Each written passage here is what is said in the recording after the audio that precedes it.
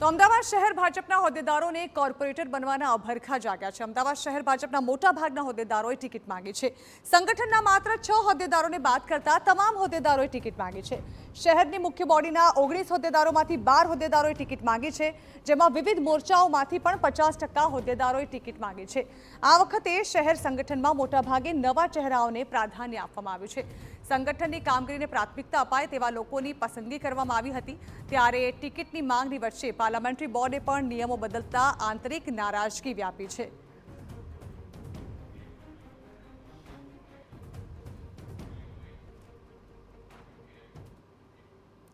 તો આ અંગે વધુ વાત કરવા માટે સીધા જ અમારા સંવાદદાતા રોનક વર્મા અમારી સાથે લાઈવ જોડાયા છે। સીધા જઈએ રોનક પાસે। રોનક, જાણવા માંગીશું કે હવે જ્યારે સ્થાનિક સ્વરાજની ચૂંટણીને લઈને ઉમેદવારોની યાદી જાહેર કરવામાં આવી રહી છે, અમદાવાદ કોર્પોરેશનમાં શું સ્થિતિ છે? અમદાવાદ કોર્પોરેશનની યાદી ગમે ત્યારે જાહેર થાય તે પહેલા અનેક જે બાબતો છે તે સામે આવી રહી છે। આપ જે પ્રકારે અત્યાર સુધીની વાત કરવામાં આવે તો જે અનેક હોદ્દેદારોએ તો ટિકિટ માંગી જ છે, પરંતુ ચોંકાવનારી વાત એ છે કે શહેર સંગઠનમાં તાજેતરમાં જ જેને સ્થાન મળ્યું છે તેઓ પણ પોતે કોર્પોરેટર બને તે પ્રકારની ઈચ્છા છે તે રાખી રહ્યા છે। ખાસ કરીને જે વાત કરવામાં આવે તો અમદાવાદ શહેરના મુખ્ય સંગઠનના જે 19 માંથી 12 હોદ્દેદારોએ ટિકિટ માંગી છે અને કોર્પોરેટર બનવાની ઈચ્છા છે તે વ્યક્ત કરી છે। તેમાંના મહત્વના નામોની વાત કરવામાં આવે તો અત્યારે ઉપપ્રમુખ બિપિન પટેલ, ઉપપ્રમુખ વિનય દેસાઈએ ટિકિટ માંગી છે। ઘાટલોડિયામાંથી પ્રવીણ પટેલ છે, તેઓ તાજેતરમાં જ જે કોર્પોરેશનનું બાય ઇલેક્શન યોજાયું હતું તેમાં પણ જીત્યા હતા, વધુ એક વખત તેમના દ્વારા ટિકિટ છે તે માંગવામાં આવી છે। શીતલ પંચાલ શાહપુરમાંથી ટિકિટ માંગવામાં આવી છે। જસુ ઠાકોર મહામંત્રીની જવાબદારી નિભાવે છે, તેઓએ ટિકિટ માંગી છે। ડિમ્પલ વરિંદાની મંત્રી છે, તેમના દ્વારા ટિકિટ છે તે માંગવામાં આવી છે।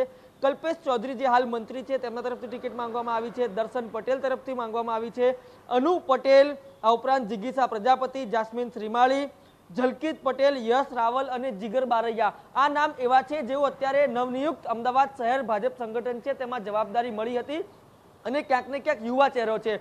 ભાજપે વિચાર્યું હતું કે નવા અને યુવા લોકોને સ્થાન મળશે તો સંગઠનમાં કામગીરી કરી શકશે, પરંતુ હજુ તો સંગઠનમાં કામ થોડુંક શરૂ જ કર્યું છે અને તેવામાં જ તેમના દ્વારા કોર્પોરેટર બનવાની ઈચ્છા છે તે વ્યક્ત કરવામાં આવી છે। એક તરફ અગાઉ પહેલા જે ભારતીય જનતા પાર્ટી દ્વારા કહેવામાં આવ્યું હતું કે એક હોદ્દો જે નિયમ છે તે પાળવામાં આવશે, પરંતુ નવા જ હોદ્દા લીધેલા લોકો છે તે કોર્પોરેટર બનવાની ઈચ્છા છે તે વ્યક્ત કરી રહ્યા છે। ત્યારે હવે વારંવાર જે નિયમો બદલાઈ રહ્યા છે ત્યારે આખરે શું નિર્ણય લેવામાં આવે છે તેના ઉપર એક સવાલ મીટ મંડાયેલી છે, પરંતુ એક વાસ્તવિકતા એ છે કે શહેર સંગઠનમાં હોદ્દો ધરાવતા મોટા ભાગના લોકોએ કોર્પોરેટર બનવાની ઈચ્છા છે તે વ્યક્ત કરી છે।